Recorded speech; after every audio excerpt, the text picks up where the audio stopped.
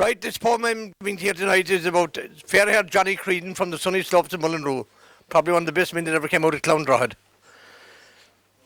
In Clondrohid there was great bowlers, and in Carriganimmy too.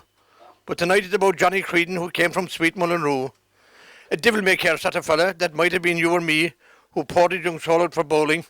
Christ, but I saw him beat Pat Sullivan in Rainery. The years are going quite fast now, and sure we can't stop the clock. But I saw him winning another great score against Dermot Sullivan in the Clondrohid Road coming to Danisalloch. I'll take you back to his younger days when I was a boy just of 10, when he won the first senior final. It's spoken of again and again. His opponent that day was Donny Dehan, a man that could bowl with great style, but he had to give way to Johnny that day on a road that they called the Miles. He was a son of Clondrohid, in fact to me a god, and every score he threw that season he won by at least 2 balls of odds. Against Barry he defended his title on the Bandon Road up from Crookstone Cross, and at the halfway stage it looked shady, for he was down almost 3 balls of odds. The first mile of road it was windy. Some paid their bets and thought he was bait, but they should have waited longer to see how he bowled in the straight. Hold on now.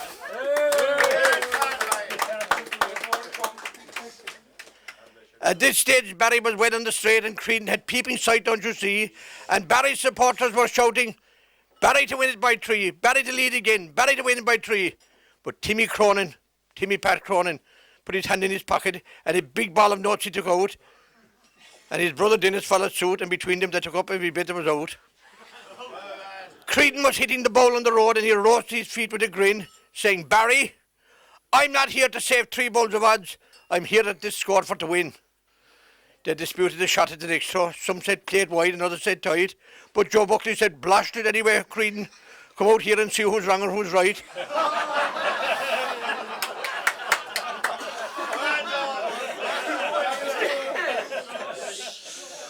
Creedon then said to the crowd, and he wasn't very polite, "For God's sake, will you please cross the road? I'm going to play this bowl tight." He played the bowl to perfection, and he covered a half mile of the straight, and he turned to Barry and said, "Now you've a bowl for debate." I was up in the ditch with my father, in his short pants and very shy, yet I can hear Sean Jersey and Paddy Callan shouting, "I wouldn't doubt you, Creedon, old boy." The autumn leaves were falling, the background was amber and green, the cattle are grazing contented, and the bowling it was supreme. Barry turned to deliver. How far he went, Jez, I don't have a clue. All I could hear was Pat Shade throwing his cap in the air. He's saying, "Johnny, the odds are now under 2.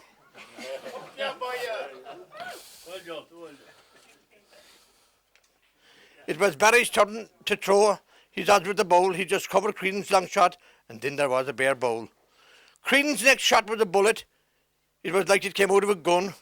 It covered 6 telegram poles, so we knew the odds would be drop under 1. Barry took 2 balls to cover this throw.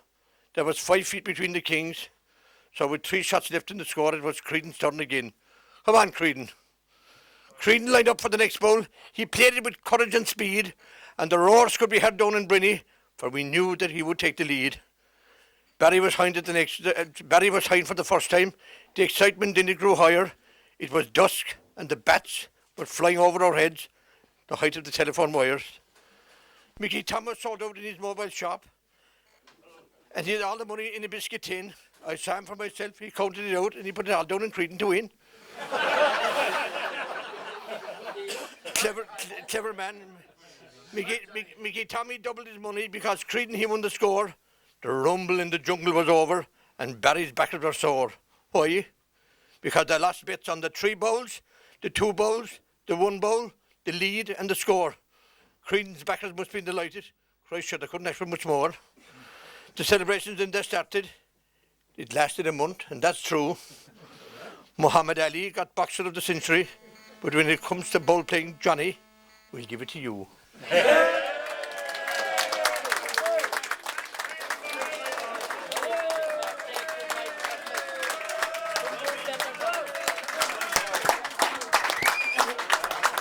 I have noble call. I'd call on my good friend to sing.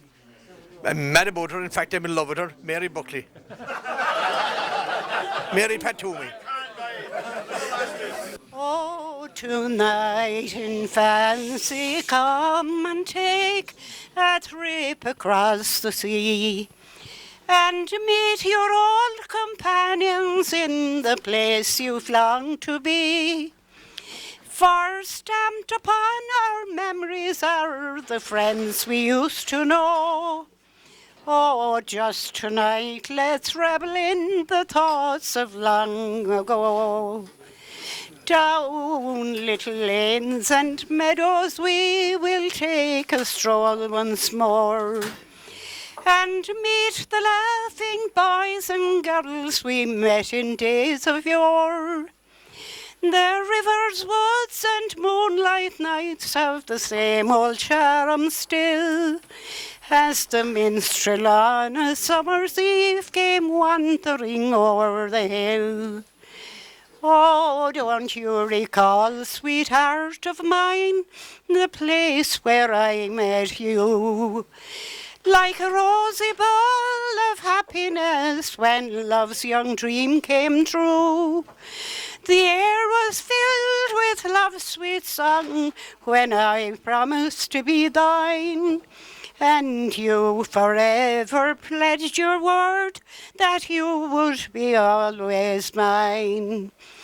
Oh, I'll ne'er forget when we set sail to cross the ocean blue, as we stood on deck and watched the mountains slowly fade from view. At the last glimpse of old Ireland, sure our hearts went up in prayer. Oh, God forbid we'd e'er forget that dear little isle so fair. That's it.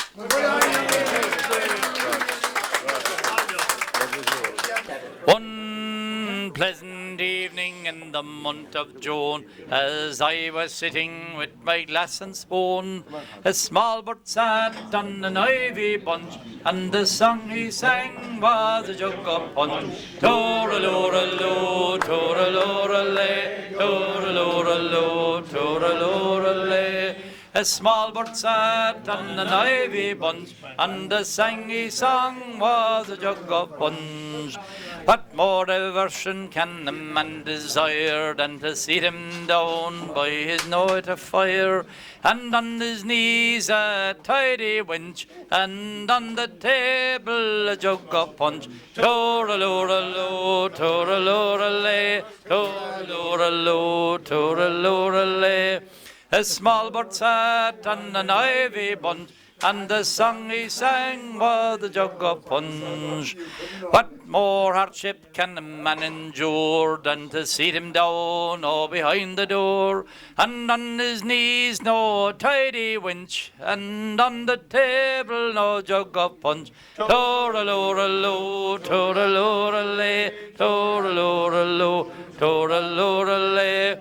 A small bird sat on an ivy bunch, and the song he sang was a jug of punch.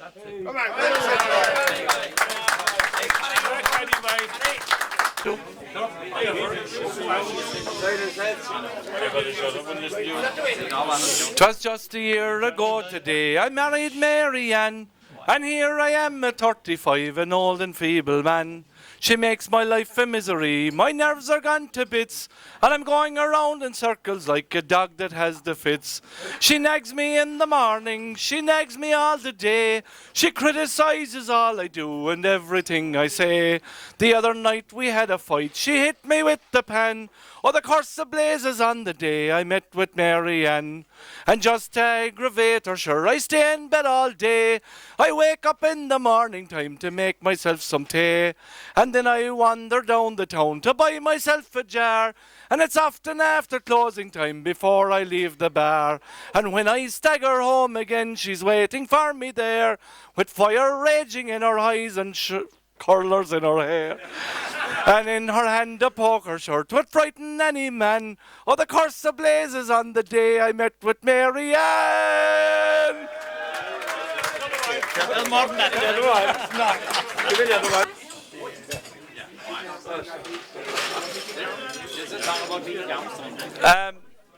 One night in a bar I was having a jar when my destiny had beckoned, and a vision burst in on top of my thirst, and it flattened my pint in a second. 'Twas a lady fair with short blonde hair, and her beauty would shame all queens, with her glistening lips and her twisting hips and her slim-fitting Levi jeans. Well, I jumped off of my stool, I observed my first rule, I checked out my fly and my fania, and got ready for a story all glitter and glory like Diarmid Agus Grania. Well, my opening line was, "How you sunshine, how's it going? My name is John." And with a toss of her head, this goddess said, "I'm Chantelle du Champignon." Well, she'd been hitching around and as yet hadn't found any scavengers looking for scalps. And she'd scaled the peaks of Kildare and Leaks, which after homesick for the Alps, she'd seen nearly all of Donegal and learned Slanch and Slan agus Bannocht. And a racial purist who couldn't stand tourists told her to go to hell or to Connacht. Well, here she was with a week in her hands before flying back to France. And she said she'd like to get to know Galway and Mayo. So, boys, I saw my chance. I said, "I'm your man, I've a high-ace van, and my damn all to do right now. And my 5-acre farm, sure 'twon't come to no harm. Sure the calf can milk the cow." I said to you, I'll show Galway and Mayo my privilege and my pleasure. And in case you'd grumble, I'll do like Cromwell. I'll throw Clare in for good measure. So to hell with the silage, let's stack up some mileage. You'll be as safe as with your daddy.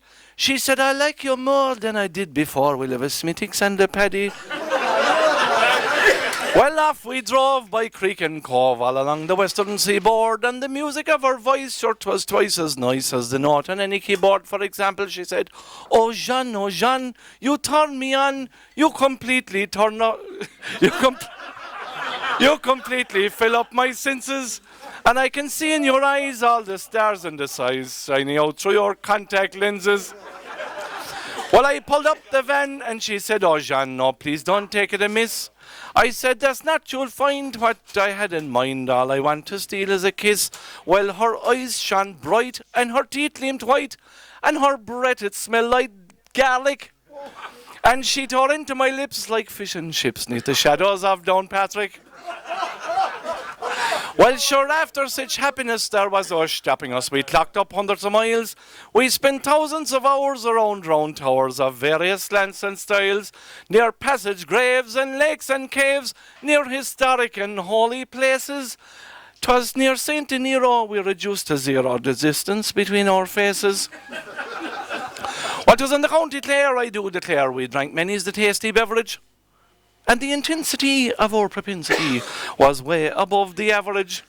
Down in Kirkcumbraw, where the winds did blow and the rains fell fast and furious, by all the gods above she swore undying love, and I thought, Jay, this one's serious.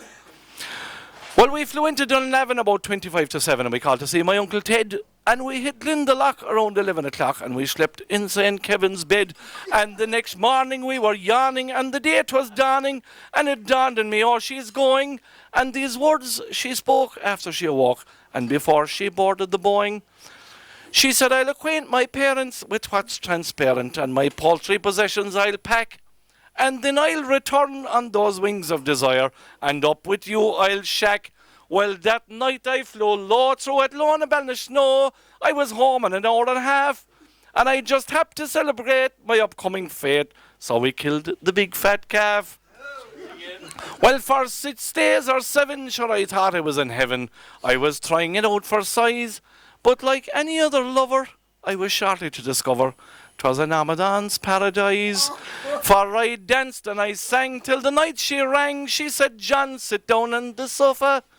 She said, I've got some news that will give you the blues. In a nutshell, Sherry, it's over. I was told for a fact on the plane going back by a man who was once your friend that you spent 2 years in the loony bin with your marbles round the bend. I said, Chantelle, says I, you were told to lie, although it's neither here nor there.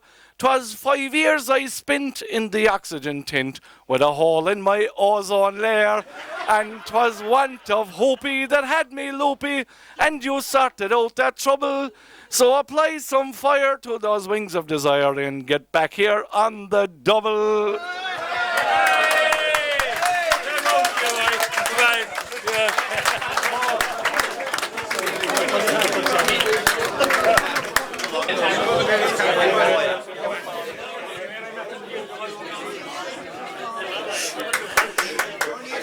There's no amplification in this anyway. Okay, so lads, from my youth I heard of the hero that we're all honouring this evening, so I'll sing you a song about a hero as well. Oscailge, a song that's known around Bellaverne Cole. And it goes something like this. Shall thou roas in weiden geef, an the shim weintrach heitje trech, mach heilig traue, an dein getren, de warne knick, san emig gein. Shem alech ma gilamar, Shem o heiser gilamar, so na shen ni vor has fen, o koig gein ma gilamar, var kakkois luivrachog, gas kan groi mi surkes no, glach is loimnach Lue inglo, eg taskert an sig turkin tron. Shem alech ma gilamar, Shem o heiser gilamar. So na shen ni voil has fen, o koig gen ma gilamar. Scheint star klaar sich jol, le hinten art gan keim gan kyo, le hinten art gan keim gan kyo, kan seilish leinte deil dan ljon. Gilamar se shall fui choif, is a galer fui chlochido, so na shen ni vor has fen, o kuig gen mo gilamar. Like here now. Shem alech mo gilamar, Shem o heiser gilamar. So na shen ni vor has fen, o kuig gen mo gilamar.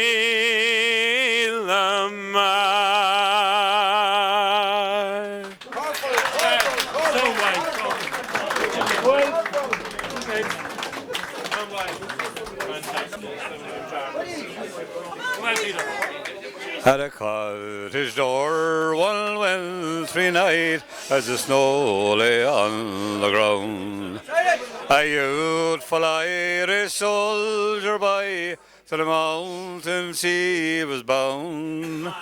His mother stood beside him saying, "You'll win, my boy, don't fear." With loving arms around his waist, she tied his bandolier. Goodbye, God bless you, mother dear, I hope your heart won't fail. But pray to God your soul, your boy, you soon will see again. And when you'll kneel at night to pray, 'twill be a source of joy to know that you're the mother proud of an Irish soldier boy. How grand it was to see him go in his youthful pride and joy. He was as straight as a mountain ash that grows on Slaney side.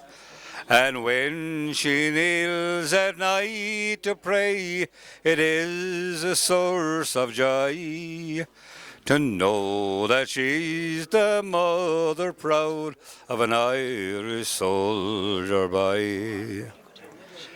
The battle it was over and the flag truce was raised. Our leaders ordered fire to cease, all Ireland lay amazed.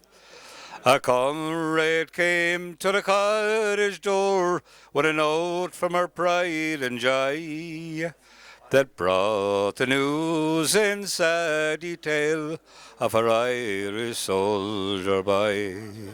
God bless you, mother dear, I'm dying a death so grand. From wounds received in action, trying to free my native land. We'll meet again in heaven above, in a land beyond the sky, where you'll always be in company of your Irish soldier boy. Thank you, man.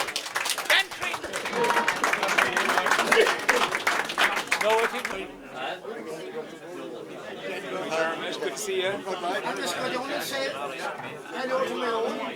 What you do?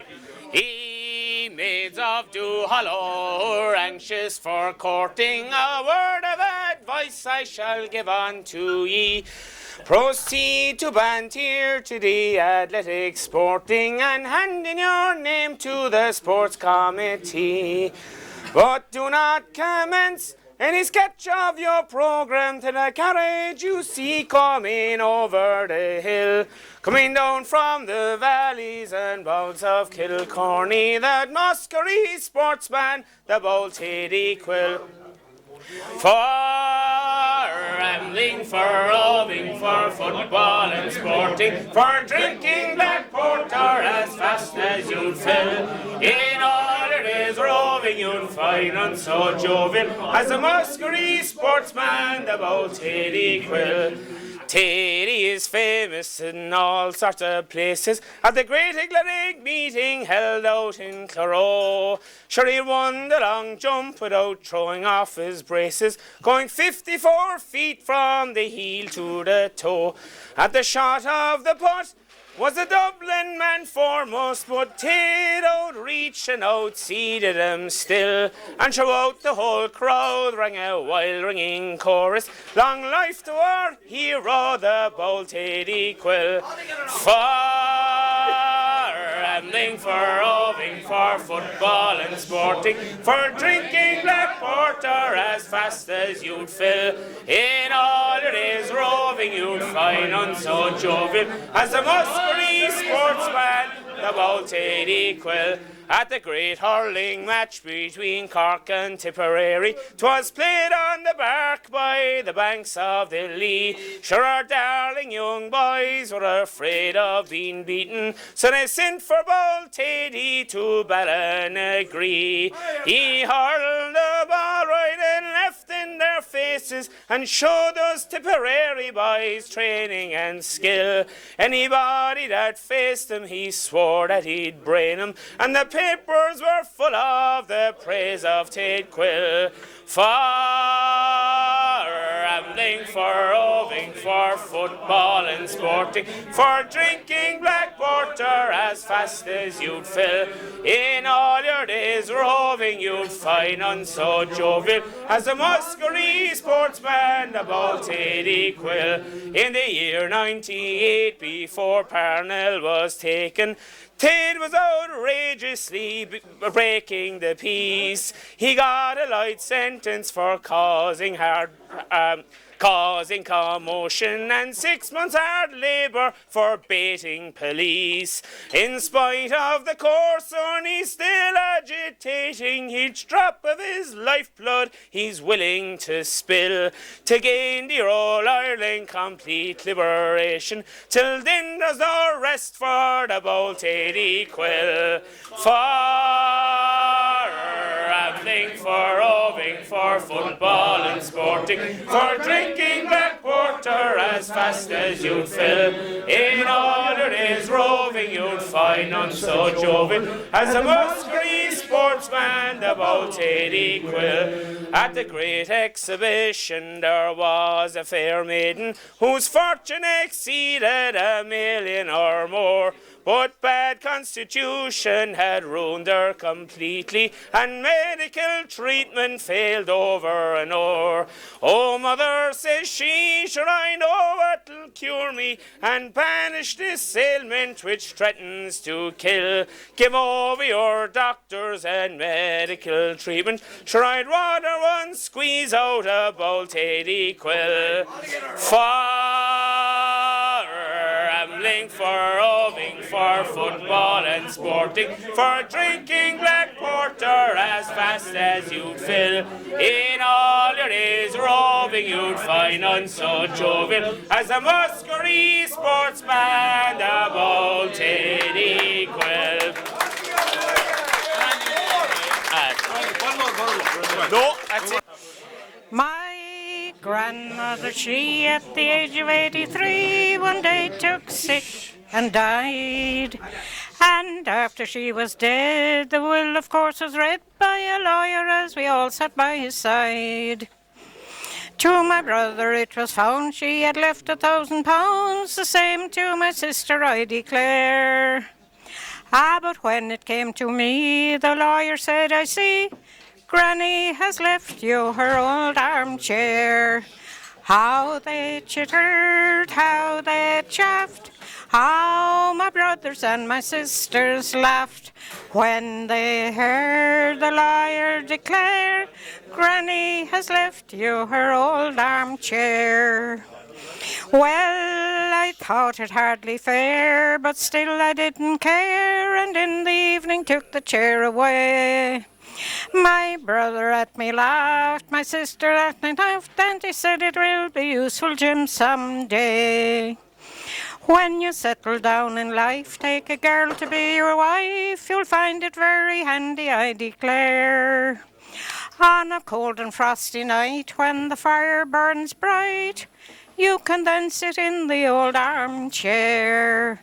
How they chittered, how they chaffed, how my brothers and my sisters laughed when they heard the lawyer declare, Granny has left you her old armchair. What my brother said was true, for in a year or two, strange to say, I settled down in married life. I first a girl did court, and then the ring I bought, took her to the church, and then she was my bride.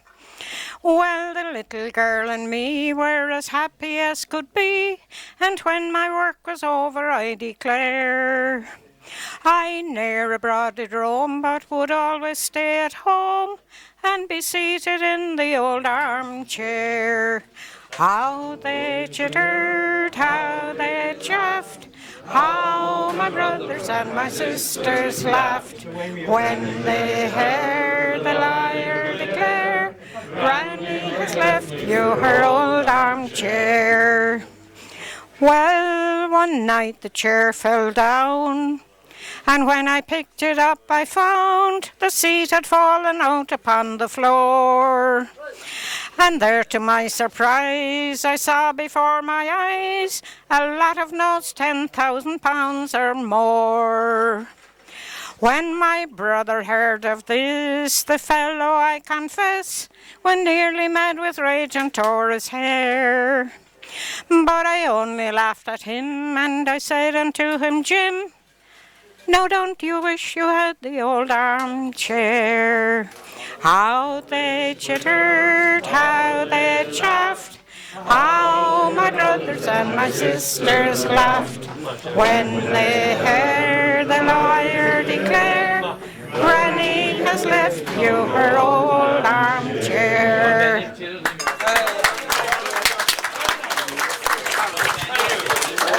What's the lesson too late for learning?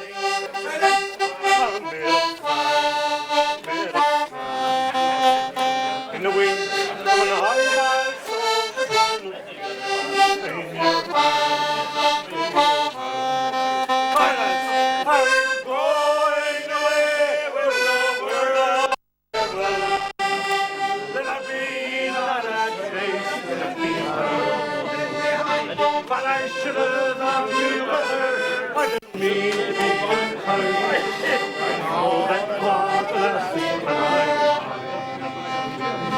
You got plenty of reasons for going, that I know. And the weeks they keep steadily going up his own road. Are you going away with no word of farewell? Will that be the last days of me? I should have loved you better. I didn't need to be fun. And you know that's what the last thing on my mind. As I lie in my bed in the morning, without you. Every song in my heart keeps burning. Without you, without you. Are you going away? There's no word of farewell. There'll be another day. I should have loved you better. I didn't need you. That's why.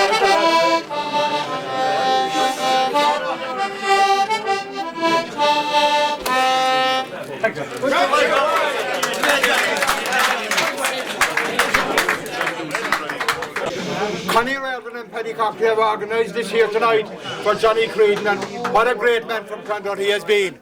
But Connie,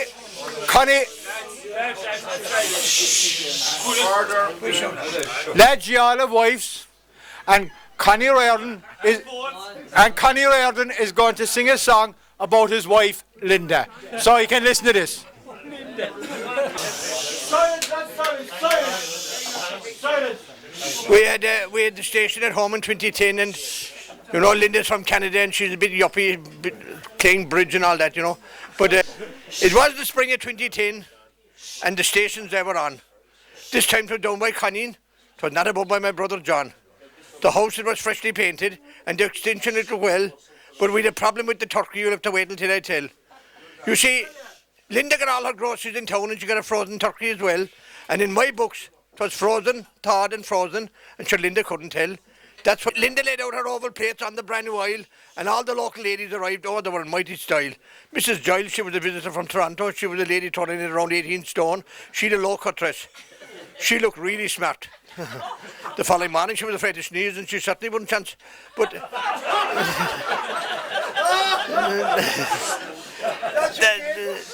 that's not the full story. I met her the following day in town, and she said, oh, Connie, I've got goose pimples in my bottom and pulling my knickers up and down. And as long as I know Mrs. Giles, I never heard her curse. She said, fucking con, where's the Castle Hotel? I got to get to the bowl. I don't know if I'm going to shit or burst.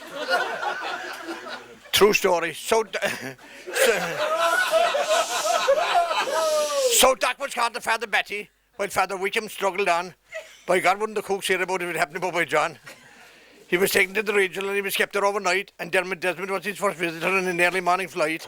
He came home the following evening. I'm glad he's okay. I met Father Betty. I said, Christ, Father, I said, I'm feel sorry for what happened, but I'm glad you're okay. No, Connie said, I'm on age to the Pope. I'm 87. And if I live to your next station, what I live in your house will be just a cup of tea. I'll turn to Peter Carey, that's my brother on Ballybourne at the age of 73. He was moving cranes from Liebers to feed it, that's West of Tralee. When he left Ballybourne, he got a dart to pain and he put it down to a bottle of stout or an apple tart. Do you know, he'd know who to blame. Coming towards Caledonia, he got a real severe dart. By God, he said, that's not a bottle of stout, and it's certainly in the apple tart.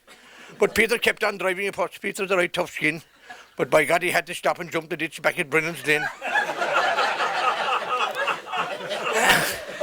And when the release valve gave, Christ, he almost shot a snipe. And as did Sweeney Clanraw said, by gosh and by damned and by hell, and thanks to my sister Sheila that he'd a box of baby wipes. I turned to myself the evening at the station at 5. I had a shower. I dressed up in a black pants and a white shirt. I was like Manuel from Fawlty Towers. My job, it was simple. It was invite the locals at the door, read the epistle at the mass, eat with the priest, get to bed early because of the milk round in at 4. And when I woke at 4 o'clock, I was feeling a bit under the weather, but you all know I have Parkinson's. With that fucking thing every morning, you'll be feeling under the weather. But I consumed a pint of milk and I went off to town working. And who did I meet at 5:15 but Sean White? No, I went to town and I was walking around town and I did a nice little rosy apple. And who did I meet but Sean White, and he went to the Adoration Chapel. Good morning, Sean. Huh. How are you, Sean? Christ, my belly's in a roll. Oh, good God. And how's Nelly? As I left the house this minute, Nelly's just gone on the ball. Jesus, it must be the station food. What else can it be? Ring up Eamon Barry and see how is he. Eamon Barry, the man that brings the milk up to you, wanted you dressed yesterday and late, didn't they give him high tea in a beautiful cold plate? Sure, if he's sick, 'tis the turkey. All right, I'll ring him, but sure, Eamon is a big strong man, but he comes from Courtmac. He's a judo expert and he wears a belt that I don't care what he wears. Ring him up. 087 8518 335. Brrr, brrr. Brrr, brrr. Oh, he's answering, David, ring away. Brrr, brrr. Hold on, he's answering. Hello, Con. Eamon, how are you? Oh, Jesus. Am I in loudspeaker? No, you're in silent. God almighty, I had a bit of grub with your wife last night and I went for a few pints. I'm feeling awful bad. I went to see my mother-in-law. I wish I was dead. I failed to make the tidy ball. I'm at the shitty in the bed. Back to Sean White. You have it in a nutshell to the station food, all right. Go home and check in Linda and make sure that she's all right. So I go home I finish my deliveries and I go home from the run. And when I arrive at the front door, I hear all the morning in the toilet. Christ, I thought I was having another daughter or a son. And y'all know my wife Linda. She still carries that lovely accent after all these years here. Fuck you, Con. Oh my God. Oh. Anyhow, she's sitting on the bowl, her head is in the sink and her eyes are on a roll. Good morning, Linda. Oh my God, Con, you're home early. I'm so sick. I have very bad news for Linda, I said. I met Sean White in town. She's sick. Nelly is sick. Eamon Barry's on a shit in the bed. I'm sick. You're sick. Listocracy, Codocracy, Nakineen, people are renowned. The people who invited from Ballyvoon and the people who invited from the town, they're all sick. She stood up, knicker still down.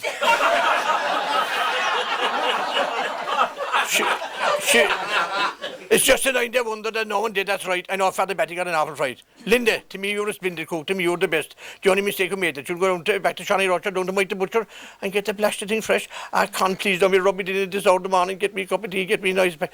I put a nice pack on her forehead, I make her a nice cup of tea. I put her back into bed, I make her as comfy as could be. I stroke her gently on the head and she goes to sleep so soon. And I do what I'm doing for the last 3 years, sleep in the other room.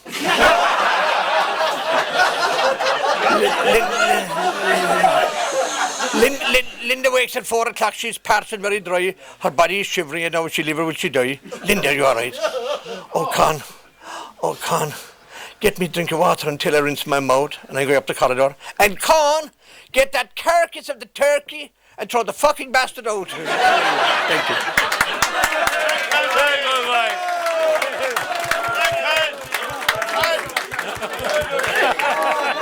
Very good, Mike. Very good. Excellent. You lovers of gossip, a story I'll tell you, one well calculated to feed your desire. The sound of its title alone will compel you to listen to the tale of that grim retire. It was picked up, they say, in the famous black market, where more of its kind can be purchased galore. And having no other convenience to park it, it was placed in the loft or the creamery store. Now when Jim Leahy bought it, he meant it to be a spare part or thing not turned out right. But the tire itself had other ideas, and out through the window it rambled one night. Some days had elapsed ere its loss was discovered. Our manager swore that the tire should be found. He mourned for its loss and for a speedy recovery. He sent for McLaughlin of New Scotland Yard. They searched every road and boreen broad and narrow. They questioned all owners of motors on hire. They even examined Tom Driscoll's wheelbarrow to see if it was running on a Ford Dunlop tire. They questioned all owners. They questioned all porters and vendors of stout. They searched every inch of the Cork City Hall. I'm told for a fact that they searched all about under the back benches above in the Dáil. Now some people said and even searched very far that the culprit was lodged in the creamery itself. For every damn one of them jokers they are, 'tis no wonder the farmers are up on the shelf. Mort Kelleher and Paddy Riordan, they're honest enough. There's Paddy Kenny and Cheery John Charlie Connell for sure. Dan Og and Connie Sullivan are both fine and tough, but I wouldn't trust Ned Hartnett or Hugheen Croor. There's Tim Riordan as well, 'twas him sure as hell. Sure often he sent my milk home, the blackguard. While others maintain with their left eyebrow strained, they'd find that old Tyre up in Leahy's backyard. One day as the mist o'er the mountain was stealing, and lambkins were frisking about on the ban, the sun rays burst forth in their glory revealing a cortege approaching from old Cunnacan. They rattled the windows and doors of the village, and out on the street rushed each damn son and sire, for here were the bloodhounds and trackers of pillage, and lo and behold in their midst was the Tyre. A Tyre, not a Tyre, alone had they captured, for fast in the grasp of two burly baboons was that man of all weather, for fur and for feather, for fish, game and poultry, for nuts and balloons. Now April the 7th is the day of his trial, not guilty they'll find him, I'll stake on my faith, and if Seamus Keeley will heed his denial, I'll fill him a bumper on April the 8th. And I'll prove to the guards and that lousy bray harrier, Judge Keeley in court I'll convince very soon. The cause of it all was Dick Manning the farrier, 'cause he left his ladder out under the moon. Thank you.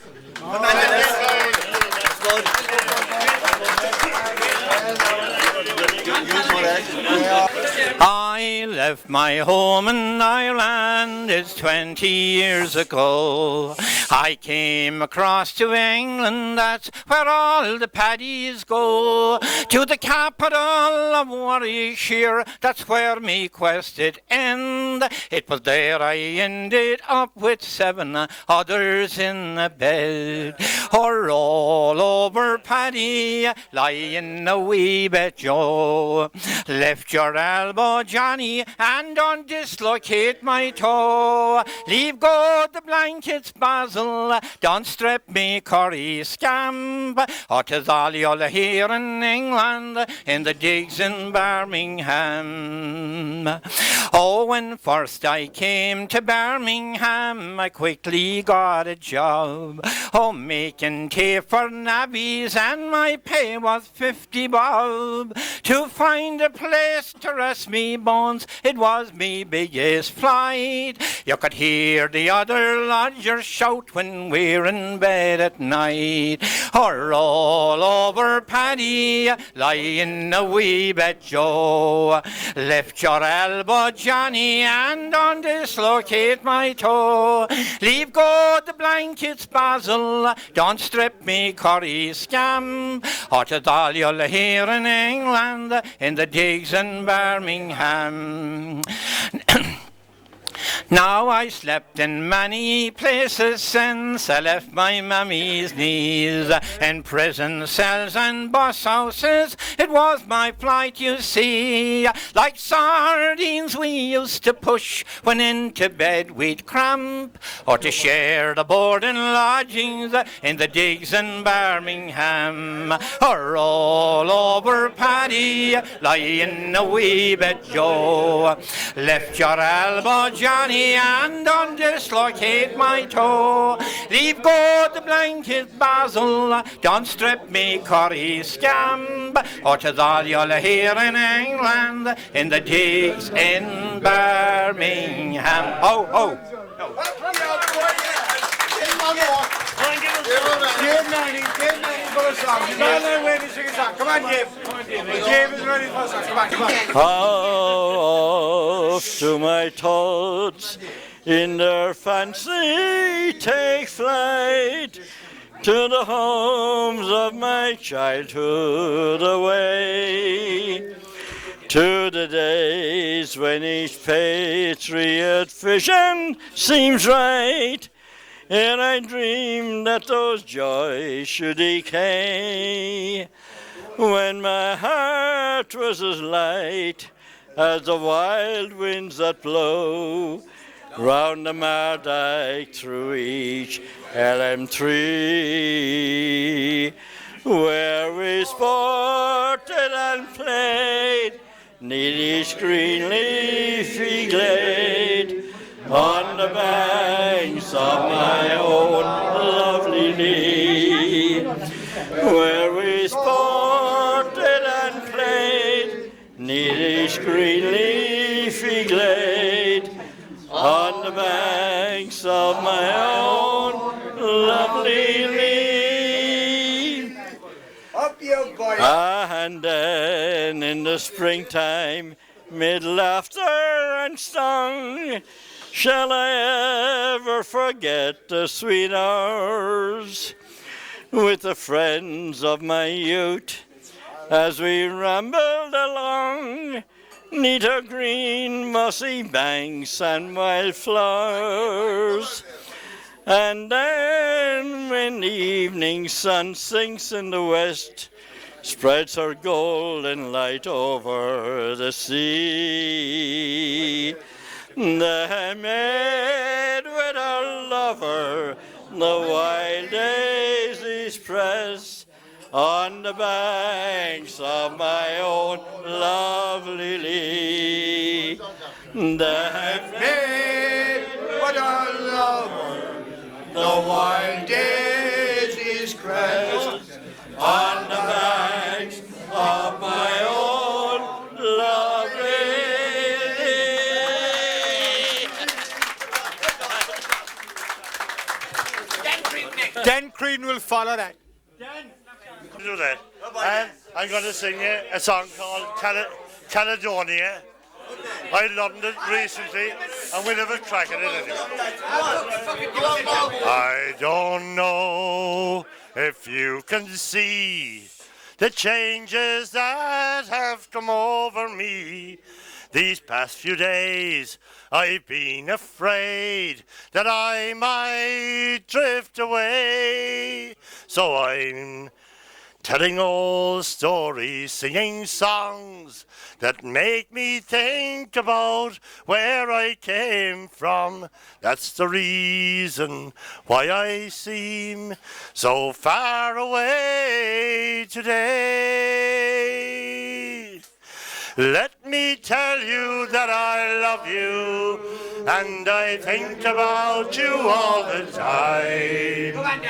Caledonia, you're calling me, now I'm going home. And if I should become a stranger, it will make me more than sad. Caledonia's been everything I've ever had. And so I've moved, and I keep on moving, prove the point that I needed proving, lost the friends I needed losing, found others on the way. And anything in my way is clear, and I know what I will do tomorrow. When hands are shaken and whistles blow, then I will disappear. Let me tell you that I love you, and I think about you all the time. Caledonia, you're calling me, now I'm going home. And if I should become a stranger, it would make me more than sad. Caledonia's been everything I've ever had. I'm sitting here beside the fire, An empty room, the forest choir, the flames that won't get any higher. They're trickling now, they're gone. And I'm steady thinking my way is clear. And I know what I will do tomorrow when hands are shaken and kisses flow. I will disappear. Let me tell you that I love you, and I think about you all the time. Caledonia, you're calling me, now I'm going home. And if I should become a stranger, it would make me more than sad. Caledonia, then everything I've ever had. Come on, he's a powerful man. He's a powerful man all the time. Get away out fine, boy. Sing a song, Johnny. Sing a song. Johnny Creeden is going to sing a song. Come on, Johnny. What do I know? What do I know? I have a few words to say before I sing. Come on, Johnny. I was written down here because after this long day I couldn't remember it. So I'd have to say a few words that I have written down. Come on, Johnny. Face the camera. Just a few words now that I've written down here. Just a second. I have to write it down because otherwise it's good. Sometimes I have difficulty in reading my own writing. But how's our end? Right. It goes like this, and as I look around, I'm looking around in amazement because this has come as a total shock to me. But I'm very glad that you have come. I appreciate it. And ladies and gents, I mean for this thing, I'm blown away with the gathering here tonight. This has come as a total surprise to me. That's from my heart and tongue speaking. I've had many happy memories growing up in Clontarf, listening to stories of the great Tadhg Lynch and Jack O'Driscoll. Listening to the stories and the shots they threw and the lofts they threw, and some of those lofts, especially with Tadhg Lynch, the shots, he threw many great shots up from the creamery, from the Parkcases Gate. And I was great. As a young fella, I tried to imitate those shots, and they were, I believe with me, they were difficult to imitate. Where do I start? He gave me the spur anyway. Listening to the stories, it gave me the spur to take up the game. And I'm glad to think that I had some success in it, in doing so. And I won, some few scores for my parish. Well, perhaps I would have won more, but for having to go to England and having 2 serious accidents I had, but that's neither here nor there. I had some success anyway in doing so. I'll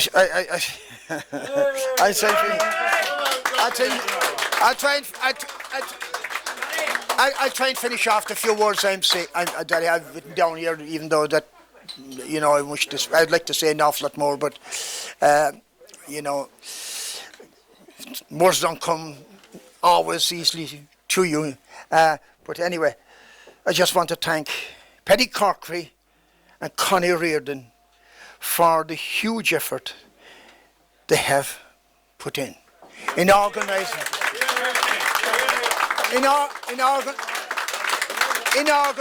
this night. They have gone to Trojan efforts, and in my wildest dreams, I wouldn't have thought this was going to happen.